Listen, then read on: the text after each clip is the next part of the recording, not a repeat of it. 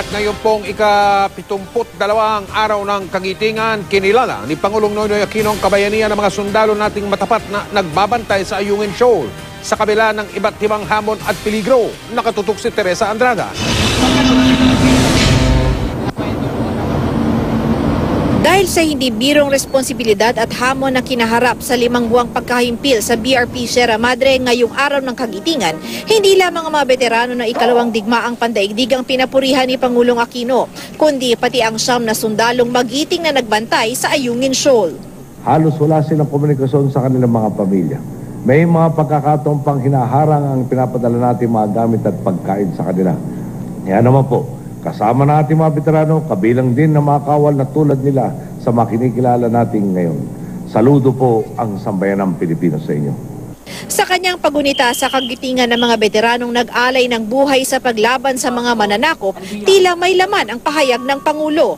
Sa pagkakataong sinasakop ang ating bayan, naging laban na rin natin ang kanilang laban. Noon pa man po, malinaw na sa mga Pilipino. Maliit man tayo, kung nasa tama tayo, lalaban tayo.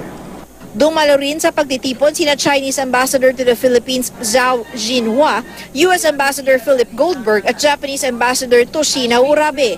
Kabilang ang Amerika at Japan sa mga sumusuporta sa memorial na inihain ng Pilipinas sa Arbitral Tribunal bilang pagpalag sa pagpasok ng China sa teritoryo ng Pilipinas.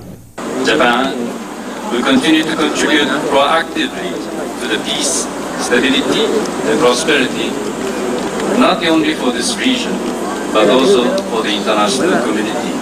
Japan is grateful to the Filipinos and Americans for building peace within our hearts. It's remarkable that not just our 2 nations, but 3, the U.S., the Philippines, and Japan, have forged close and enduring friendships, alliances, and strategic partnerships based on democratic values and mutual respect.